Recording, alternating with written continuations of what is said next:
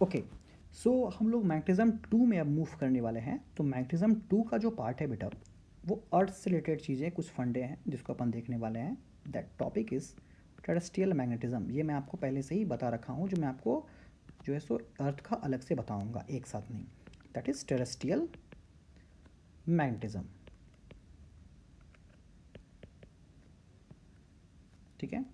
सो इसमें first term जो बात करते हैं वो है आपका जियोग्राफिक एक्सिस। ठीक है, ये क्या है बेटा? सो it is a straight line. Basic terms है, इसको याद रखना है। It is a straight line, बाद में इसको ग्राफ पे बताऊंगा डायग्राम से। It is straight line passing through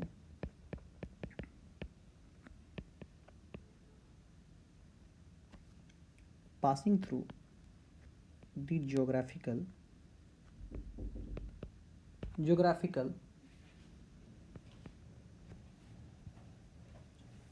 geographical poles of the earth.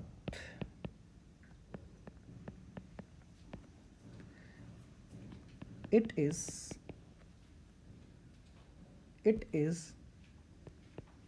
the axis of rotation of earth. ये वेरी इंपॉर्टेंट। सो इसको पोलर एक्सिस भी बोलते हैं। ठीक है बेटा। सो नेक्स्ट टर्म अगर हम बात करें तो वो है geographic meridian. Geographic meridian, geographic meridian. Okay बेटा। तो अब यहाँ पे अपन और क्या देख रहे हैं चीज़ें? एट एनी प्लेस अगर हम बात करें, यहाँ पे अर्थ पे अगर हम बात करते हैं, तो at any place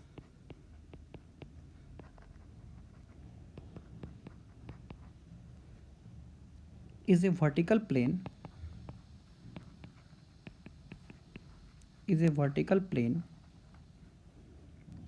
passing through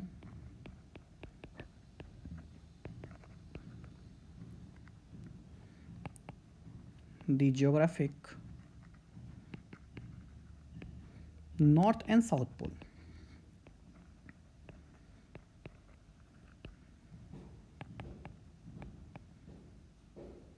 of earth.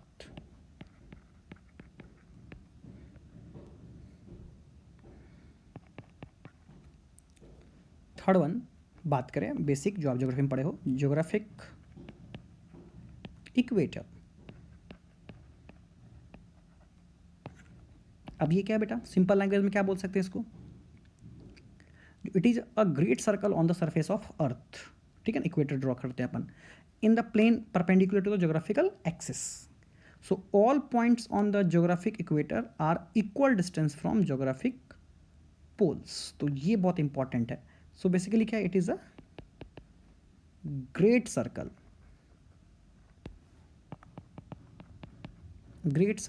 On surface of earth.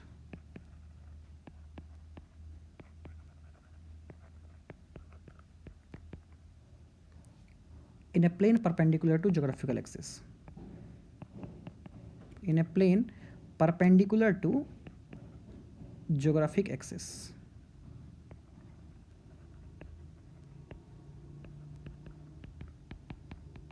All the points on the geographic, all the points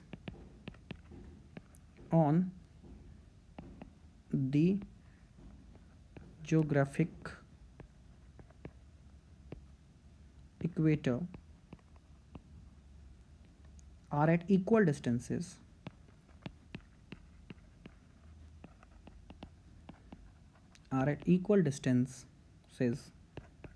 from the geographic poles.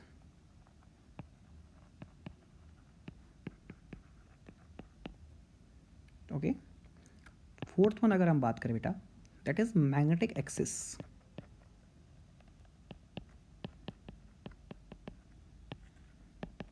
ठीक है।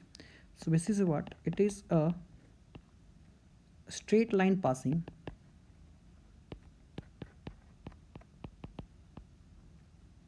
through the magnetic poles of Earth. It is inclined to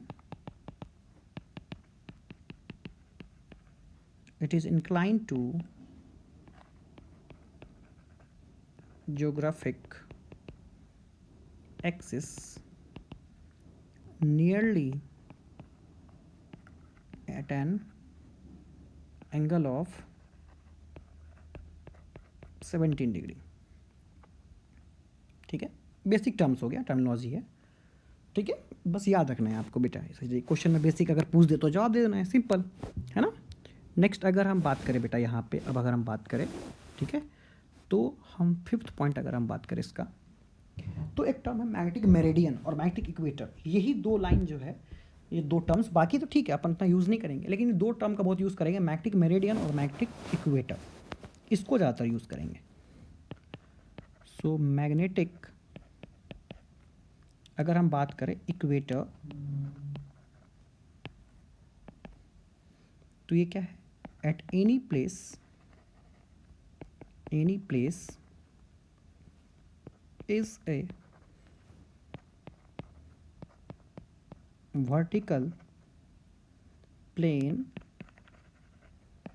passing through magnetic north and south poles of Earth.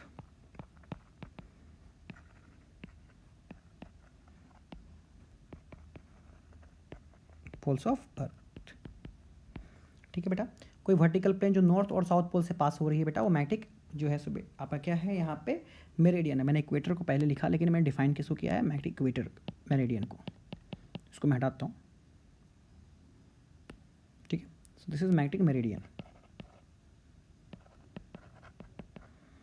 ठीक है, north pole और south पोल को join करने वाली lines. ठीक है ना।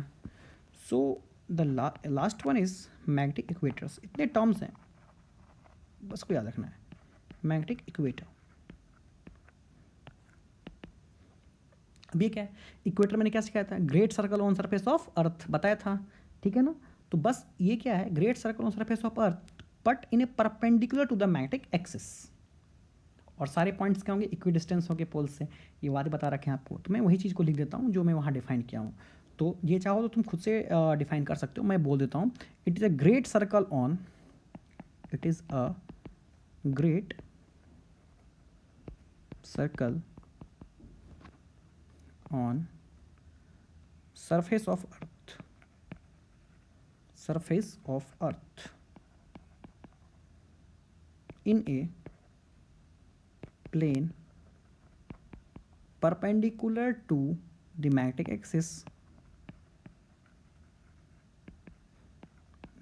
axis, so all the points on the magnetic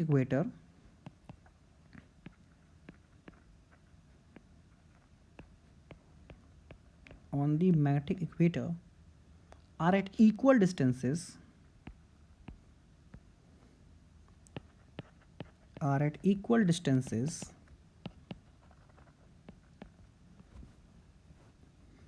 from magnetic poles।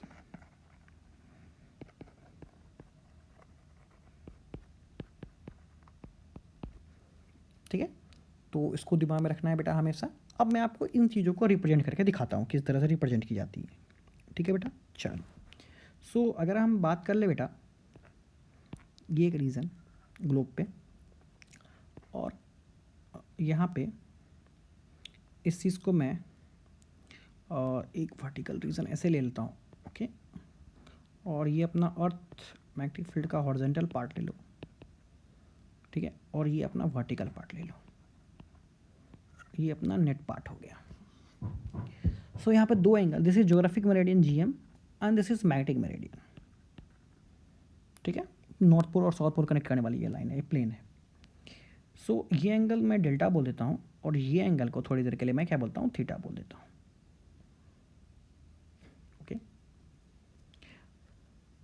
सो समझना यहाँ पे क्या है, सबसे पहले थीटा, थीटा को बोलते हैं डिक्लाइनेशन एंगल। थीटा क्या है बेटा? Declination angle. GM geometric meridian, MM, ठीक है ना, ज्योग्राफिक मेरिडियन, और एमएम मैग्नेटिक मेरिडियन, ठीक है। So angle between magnetic meridian and geographic meridian, magnetic meridian और ज्योग्राफिक मेरिडियन के बीच का जो एंगल है बेटा वो क्या कहलाता है? Declination angle. खुद से लिख लेना, angle between magnetic meridian and geographic meridian at a place is declination angle at that place. So it is very from place to place. So इसमें एक और चीज़ लिख लेना बेटा खुद से, lines shown on the map, जो आप ग्लोब पे देखते हो, lines shown on the map through the places that have same declination are called isogonic, आज called isogonic, ISOGONIC, are isogonic. Lines shown on the map through the places that have same declination are called isogonic line on, and line drawn through places that have zero declination that is called agonic line, ठीक है। तो ये basic चीज़ हो गया आपका। सो किसके किसके बीच होता है बेटा? GM और MM के बीच, ठीक है ना, GM एंड MM, सॉरी।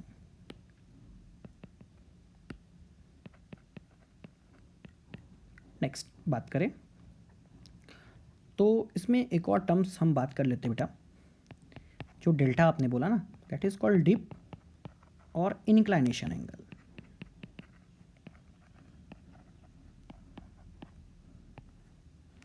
ठीक है, सो ये क्या है? BH और BV के बीच बात की जाती है बेटा, ठीक है ना। डिक्लाइनेशन किसके बीच है? The angle between horizontal component BH horizontal component of earth magnetic field and earth resultant magnetic field, this is what P, earth resultant magnetic field. खुद से लिखना बेटा, the angle between the horizontal component of earth magnetic field and earth resultant magnetic field at a place is dip or inclination at that place. So it is 0 at the equator, horizontal हो जाएगी बेटा ये, it is 0 at the equator and 90 degree बात करेंगे तो poles पे, तो खुद से लिखना it is 0 at equator and 90 degree at the poles, ठीक है। और ये आपको मैंने बोल दिया। इसमें एक दो लाइन खुद से और भी ऐड कर सकते हो बेटा। Line drawn up on a map through the places that have same dip that is isoclinic, ISOCLINIC, ठीक है ना, आइसोक्लिनिक। जिस तरह से मैंने वहाँ पे दो टर्म यूज किया था, आइसोगोनिक और एगोनिक, यहाँ पे आइसोक्लिनिक, ठीक है। और the line drawn through places that have zero dip it's called aclinic line. ये कहाँ पे होता है? It is the magnetic equator. So now ये बेसिक टर्म्स हैं जिसको आपको दिमाग में रखने हैं बस। तो मैं यहाँ पे कुछ चीज़ें बताता हूँ। अगर मैं ट्रिग्नोमेट्री यूज़ करूँ तो BH equal to B cos delta और BV इक्वल टू बात करो तो B sin डेल्टा बात हो जाएगी। सो यहाँ पे B नेट बात करो तो अंडर रूट ऑफ क्या हो जाएगा? BH का स्क्वायर प्लस क्या हो जाएगा? BV का स्क्वायर हो जाएगा बेटा, है कि नहीं? चलो ये हो गया। अब इसमें अगर हम बात करें टेन थीटा कंपोनेंट लेकर के ही हम बात कर लेते हैं यहाँ पे बेटा, ठीक है ना। सो यहाँ पे you can also find tan delta equal to BV by BH। So यहाँ पे एक और टर्म्स यहाँ पे मैं यूज़ करने वाला हूँ, that is called tangent law और उसका मतलब क्यूरी टेम्परेचर। दो बातें और बोलूँगा। Tangent law, so if a magnetic needle is suspended in a region, अगर कोई magnetic needle is suspended in a region, हाँ, if a magnetic needle is suspended in a region where two uniform magnetic fields are perpendicular to each other, the needle will align itself along the direction of resultant field of the two fields at an angle theta, such that tangent of the angle is the ratio of the two fields।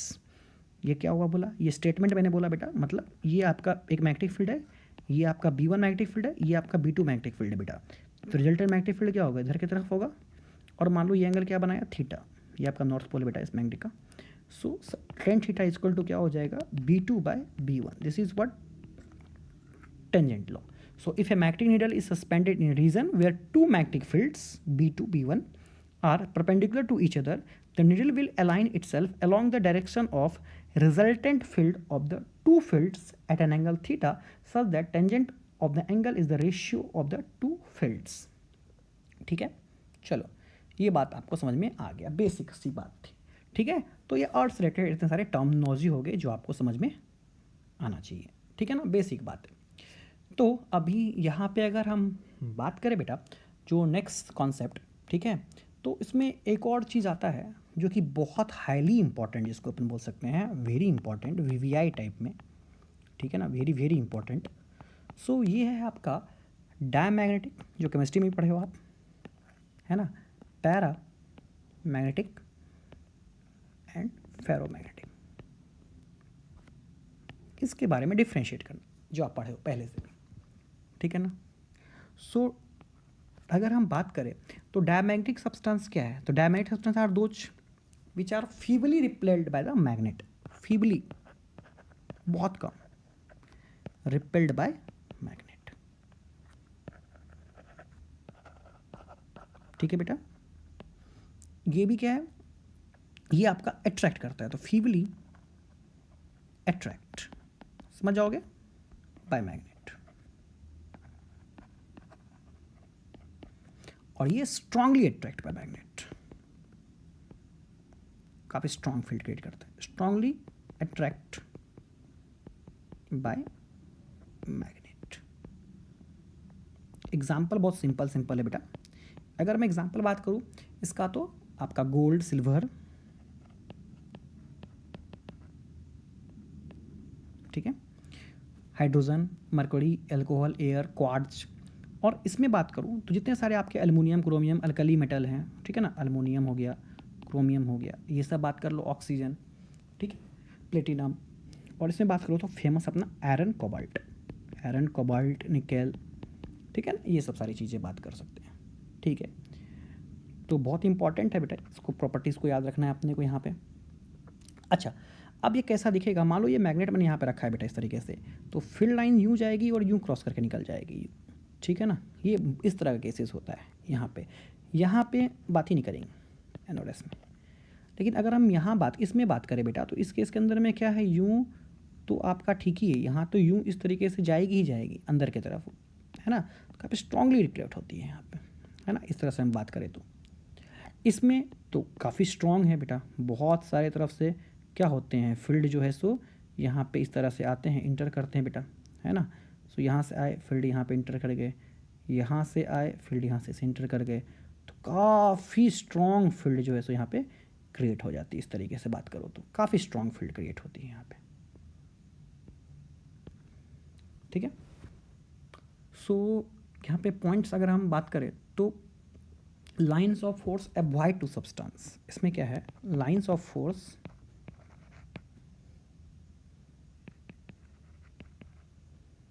tend to avoid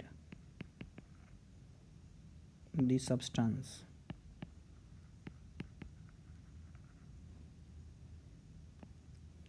This is what line of force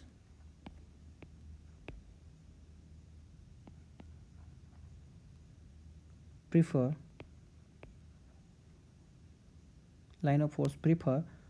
to pass through the substance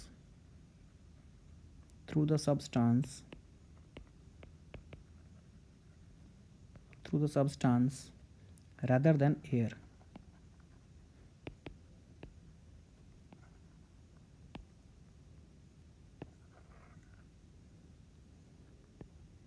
Next, lines of force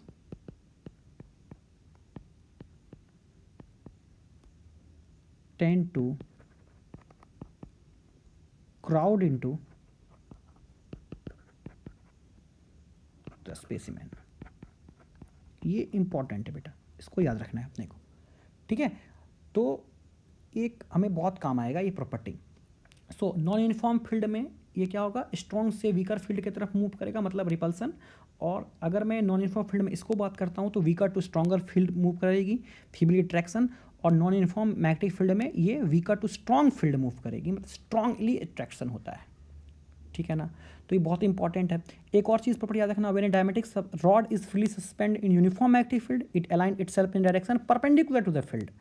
और जब perpendicular होगा किसमें, आपका जो है dam में, para में parallel में, और इसमें भी बहुत जल्दी पैरेलल में आ जाएगा सेम डायरेक्शन में, तो वो बहुत इंपॉर्टेंट है। ठीक है, सो अपने को दिमाग में रखना है।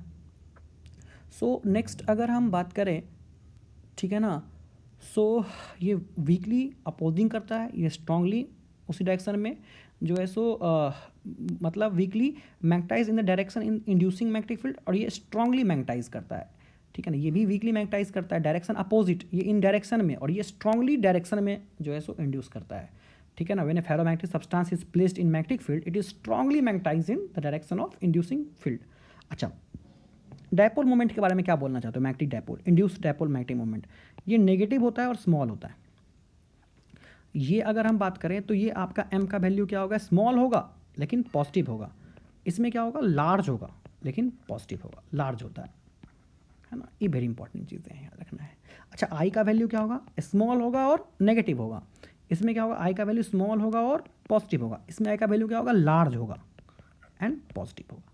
Intensity of magnetization M by V. अच्छा, म्यू आर के बारे में क्या कमेंट करेंगे अपन? अगर म्यू आर ही कमेंट करना है तो relative magnetic permeability, magnetic permeability, mu क्या होगा? ठीक है ना, नॉर्मली म्यू बात कर लेते हैं। म्यू के बारे में क्या कमेंट करोगे बेटा? म्यू ऑब्वियसली बात है छोटा होगा एक से, इसमें क्या होगा? बड़ा होगा एक से, मोर देन यूनिटी, और ये बहुत बड़ा होगा, much more than unity. Super conductor में यूज़ की जाती है इसको बेटा, इंजीनियरिंग में पढ़ोगे ये सब बातें। ठीक है, सो सुपर कंडक्टर यहाँ से बनाना आसान है।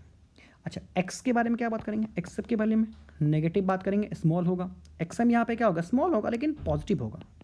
और यहाँ क्या बात करेंगे? एक्सएम लार्ज होगा और पॉजिटिव होगा। ठीक है ना। सो उसके बाद में एक हम चीज़ और बताने वाले हैं, Curie temperature, that is intensity of magnetization जो होता है इन्वर्सली प्रोपोर्शनल टू टेम्परेचर होता है। ठीक है, क्यूरीज लॉ मतलब मैग्नेटिक ससेबिलिटी एक्सएम अगर हम बात करें, not I, magnetic susceptibility of a material varies inversely proportional to with the absolute temperature. तो क्यूरी लॉ को ये ऑबे नहीं करता है टेम्परेचर के हिसाब से, property do not change with temperature. ये क्यूरी लॉ को जो है सो ऑबे करता है। So they lose their magnetic properties with rise in temperature, और ये भी दे ऑबे क्यूरीज लॉ। ठीक है ना, at certain temperature called Curie point they lose ferromagnetic property and behave like paramagnetic substance. ठीक है ना, तो ये क्यूरी लॉ फॉलो नहीं करता, याद रखना। क्यूरी लॉ नहीं करता है और ये जो है सो फेरो से पैरा बन जाएगा। ठीक है बेटा, क्यूरी का लॉ क्या है, थोड़ा सा उस पर भी बात कर लिया जाए, क्यूरीज का लॉ क्या है ना। सो यहाँ मैं कलर थोड़ा चेंज कर लेता हूँ, दैट इज क्यूरीज लॉ बात कर ले बेटा। क्यूरीज लॉ तो ये बेसिकली क्या है बेटा?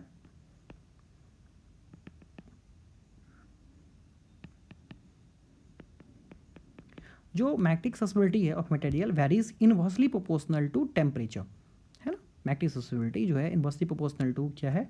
Temperature. This is Curie's law. So basically है क्या? इंटेंसिटी ऑफ मैग्नेटाइजेशन अगर हम बात करें वो इनिशियली एच बाई टी है बेटा। सो आई बाई एच अगर हम बात करें इनवर्सली प्रोपोर्शनल टू टी, तो आई बाई एच बेसिकली है क्या? क्यूरी एक्सएम ही है, मैग्नेटिक ससेबिलिटी है, इंटेंसिटी ऑफ मैग्नेटाइजेशन और magnetic intensity inversely proportional to क्या हो गया? टी हो गया। So this is Curie's law. T C Curie constant है बेटा, चाहो तो यहाँ रिप्लेस कर सकता हूँ, XM equal to C by T, Curie is constant. T temperature है बट किस में होगा? केल्विन में होगा। सो आयरन के लिए 1000 केल्विन होता है बेटा, और कोबाल्ट के लिए 1400 केल्विन होता है, निकेल के लिए 600 केल्विन होता है। तो इसको याद रखना है, बस प्रॉपर्टी समझ के इसको अच्छी तरीके से याद रखना है। नेक्स्ट तुम्हारा क्या है बेटा? ना लास्ट टॉपिक जो है वो अपना है फेमस टॉपिक है बेटा, हिस्टेरेसिस लूप। हिस्टेरेसिस लूप, शायद मैं स्पेलिंग सही लिखा हूँ बेटा, ठीक है ना। हिस्टेरेसिस लूप और मैग्नेटाइजेशन कर्व।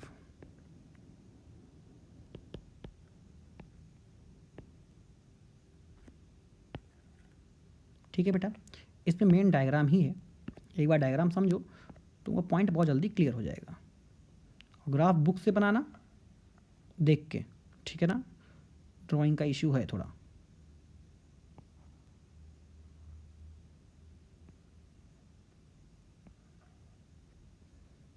ठीक है, यहाँ थोड़ा और मोटा होना चाहिए बेटा ग्राफ।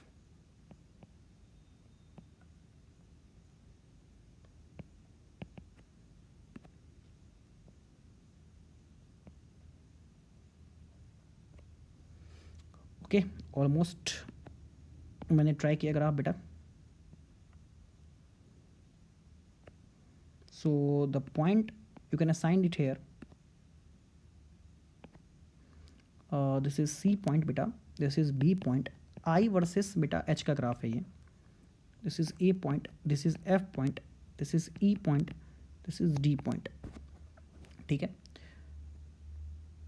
सो यहाँ पे बेटा बेसिकली क्या है, इंटेंसिटी ऑफ मैग्नेटाइजेशन जो है ये हम पढ़ लिए, increases with magnetic force H, है ना।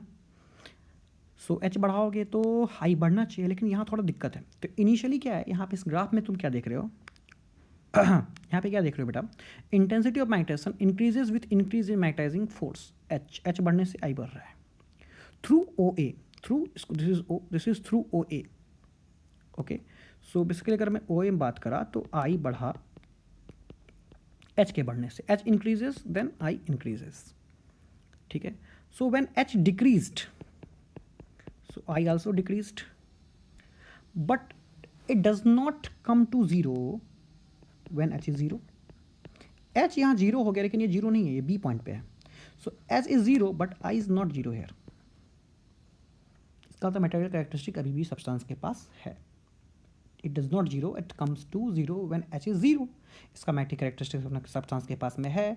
so this residual magnetism I set up in the material represented by OB line, OB line, and this OB is called retentivity। So this OB is called retentivity, retentivity, retentivity, characteristic यही बचा हुआ है, H के zero होने पे भी I zero नहीं हुआ। Then what? To bring I to be zero, to demagnetize completely, I think, to demagnetize completely I to be zero, here only, I to be zero, negative magnetic force is applied, negative, you just check OC, negative magnetizing force is applied in that case, negative magnetizing force is applied in this case, this magnetizing force represented by OC line, and this OC is called coercivity,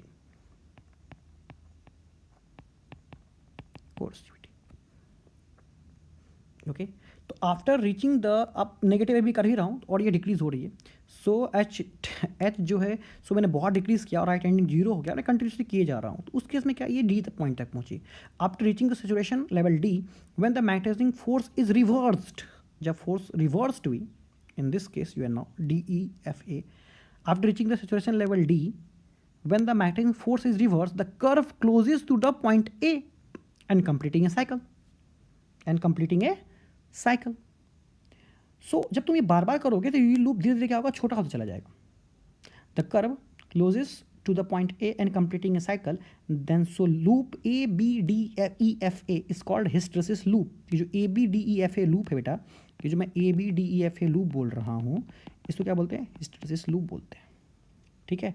सो अब ये मैंने क्या बोला, बार बार area कम होगा, है ना। सो जैसे जैसे मैग्नेटिक कैरेक्टरिस्टिक मतलब ये लूज करेगा, so the area of the loop gives the loss of energy. इसका जो एरिया है बेटा लूप का, वो तुम्हें क्या देगा, लॉस ऑफ एनर्जी देगा। ये याद रखना बेटा, बहुत इंपॉर्टेंट है। Area of the loop gives you loss of energy due to cycle of magnetization and demagnetization and dissipated in the form of heat because energy is conserve. सो अगर हम बात करें material like iron that having thin loop, easily magnetized and demagnetized, easily magnetized and demagnetized. So iron having the thin loop used for making temporary magnets, but with thick loop like steel you are just making the permanent magnet। steel का loop जो होगा बेटा वो क्या होगा, thick होगा, और where you can use this here for permanent magnet। Okay बेटा, सो बहुत इंपॉर्टेंट है कैरेक्टरिस्टिक को समझना। एक तरीके से देखो तो इंक्रीज, फिर एक तरह से देखो तो ये डिक्रीजिंग वाला नेचर है।